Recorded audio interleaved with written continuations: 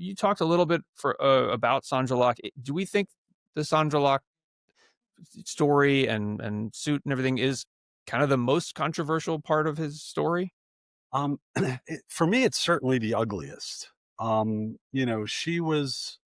She was a young actor, came into the business, was nominated for an Oscar for her first movie role in The Heart is a Lonely Hunter. She's in Willard, the first Rats Attack movie, the prequel, which was followed by Ben. Um, and she meets Clint. She auditioned for a role, didn't get it, and then a few years later, he hires her for The Outlaw Josie Wales. They start an affair immediately, and they were together for the better part of 10 years. Very publicly, they bought a home together that was meant to be their forever home, and she redecorated it. Um, According to her autobiography and court filings, he insisted twice that she have abortions and then have a tubal ligation so there would be no more unintended pregnancies. She complied with all those requests. And then they drifted apart and he chose other partners, and she was locked out of the house that she had basically chosen and built and designed. The contractors, when it came time for depositions, they said, yeah, I never got instruction from him. She was there every day, this sort of thing. And he offered her a settlement of a palimony case. And it turned out that the settlement was part of a fraud between him and Warner Brothers to pay her off, to keep her from putting his name into headlines, and basically freeze her career as a director and actress.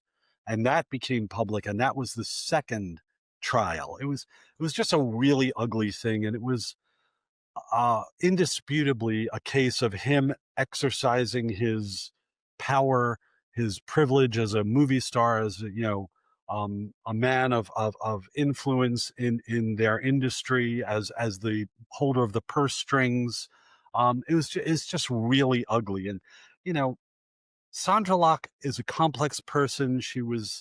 Uh, she fudged the truth about a lot of things that went on. She was married, by the way, herself the whole time they were together to a childhood best friend who was a gay man.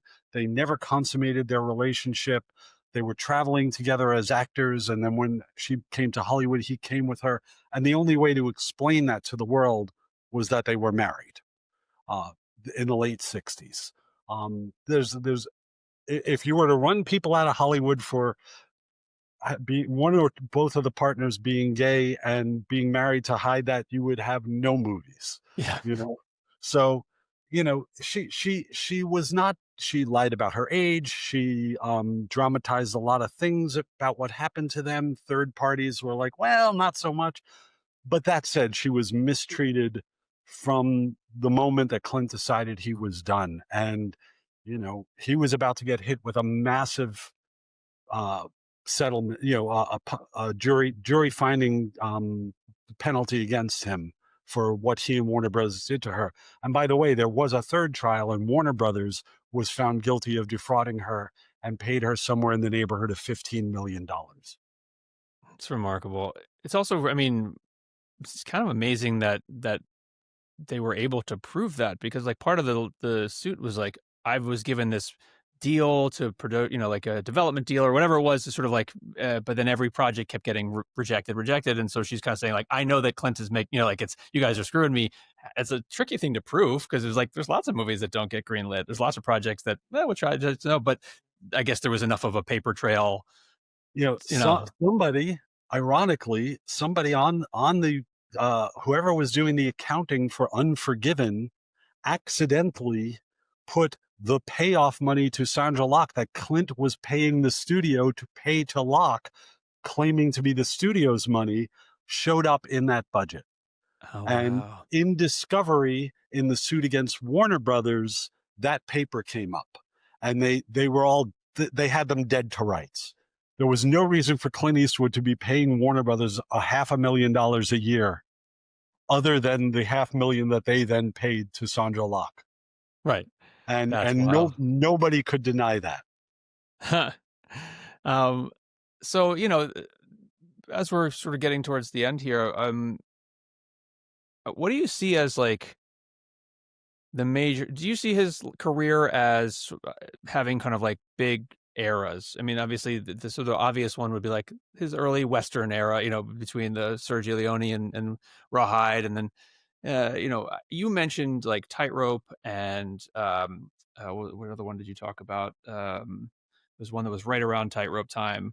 It was Pale Rider. Pale Rider, yeah.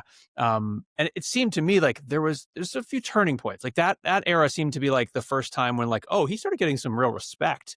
And before that, it was like, yeah, he's a box office star, but whatever. It's so that to me is like, did that set off a new era? Then there's obviously like the Unforgiven era where he got the most respect. And then sort of later era. I don't know. How do you separate his when you think about his career, or is it sort of more a continuation?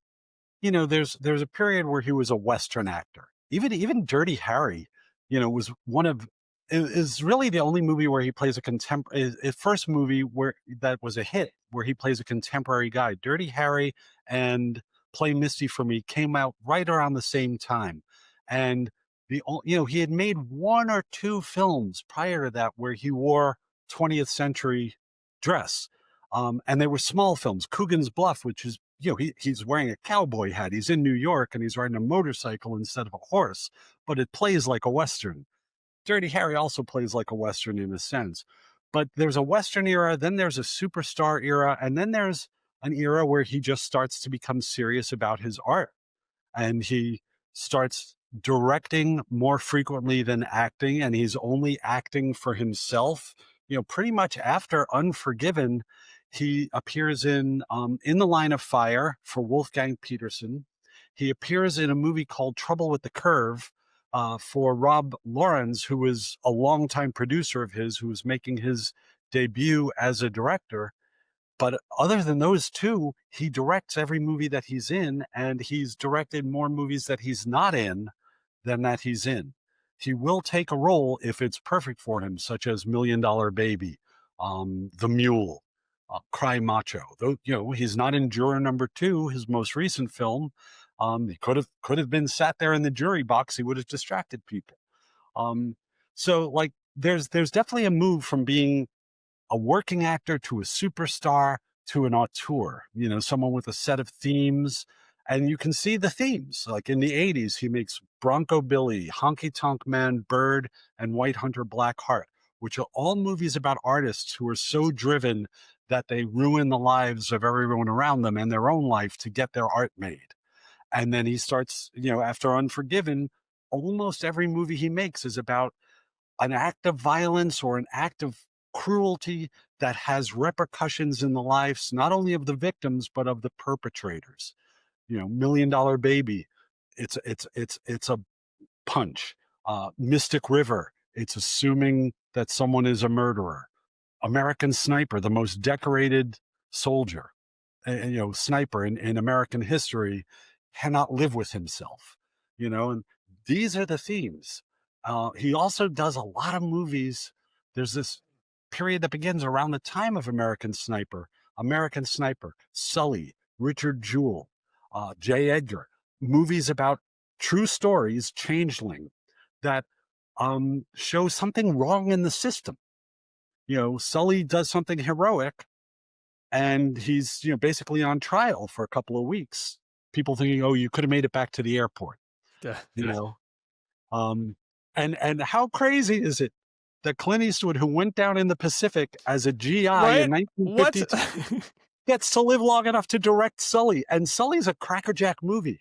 We all know how Sully ends, Yeah. and yet you're on the edge of your seat. It's a real thriller, and Clint, the spareness of his movie making is in full-fledged glory in that. During the entire crash and rescue sequence, no music. And And for a guy who loves music and yeah, wants to put jazz and piano you and think everything, it's Spielberg or someone like Sidney Pollack would have filled the strings, and Clint's like, there's nothing more dramatic than what I'm than what's happening. showing. Oh yeah, unnecessary.